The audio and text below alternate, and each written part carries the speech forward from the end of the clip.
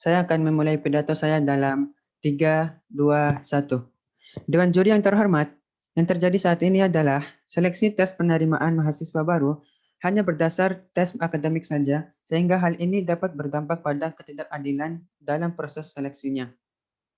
Sebelum membahas lebih jauh, kami ingin memberikan definisi terkait tes talenta bawaan.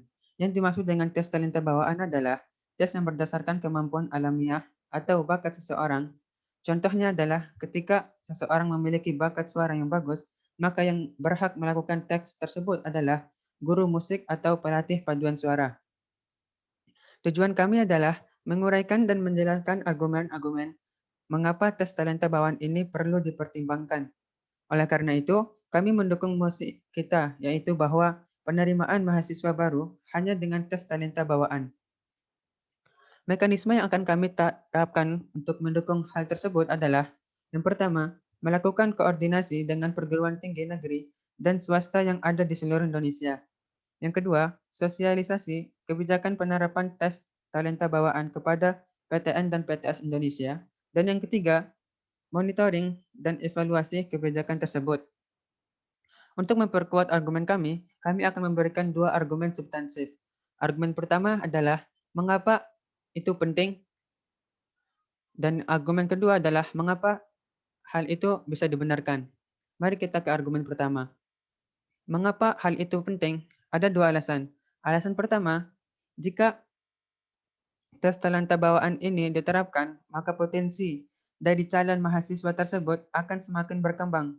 Hal ini sesuai dengan Undang-Undang Dasar Nomor 20 Tahun 2003, di dalamnya yang berisi tujuan pendidikan nasional Indonesia adalah mengembangkan kemampuan dan membentuk watak serta peradaban bangsa yang bermartabat dalam rangka mencerdaskan kehidupan bangsa, bertujuan untuk berkembangnya potensi peserta didik agar menjadi manusia yang beriman dan bertakwa kepada Tuhan Yang Maha Esa, berakhlak mulia, berilmu, cakap, kreatif, mandiri, dan menjadi warga negara yang demokratis serta bertanggung jawab. Contohnya, seseorang yang pintar menyanyi akan semakin berkembang potensinya setelah ia masuk PTN atau PTS dan mengikuti komunitas atau organisasi seni dan musik.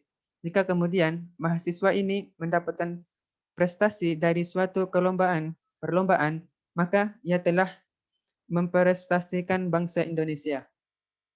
Alasan kedua, semakin banyak bakat yang berbeda-beda dari mahasiswa baru, maka keberagaman talenta tersebut di dalam suatu PTN atau PTS akan memberikan sumbangan sumber daya manusia yang siap untuk dididik dan diajarkan ilmu sesuai dengan bakat atau talenta bawaannya.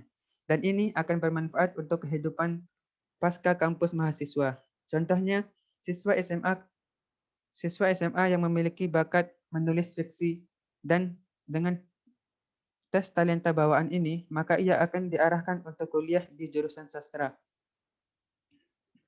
Yang selanjutnya di argumen kedua tentang mengapa itu bisa dibenarkan. Di sini saya memberikan ada dua alasan. Alasan yang pertama adalah karena setiap manusia sudah diberikan karunia-Nya masing-masing dan sangat spesifik atau khas, akan menjadi tidak adil jika tes akademik menjadi parameter utama dalam menentukan hasil tes penerimaan mahasiswa baru. Contohnya, jika ada calon mahasiswa baru A dan B, calon mahasiswa baru A memiliki nilai akademik yang lebih tinggi dari B. Tetapi karena tes hanya berdasarkan akademik saja, maka calon mahasiswa baru B tidak diterima, padahal ia memiliki prestasi dalam bidang penulisan fiksi. Alasan yang kedua adalah tes hanya berdasarkan akademik potensi saja, akan mematikan potensi calon mahasiswa baru B, sehingga bisa mengakibatkan gangguan kesehatan mental. Contohnya, ketika calon mahasiswa baru B tidak diterima karena hanya berdasarkan tes akademik saja, maka calon mahasiswa baru akan stres, sehingga dia tidak mau berjuang ke perguruan tinggi.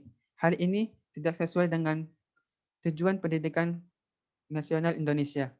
Dengan argumen yang telah kami sampaikan, kami yakin bahwasannya kita harus mendukung mosi kita pada hari ini. Terima kasih.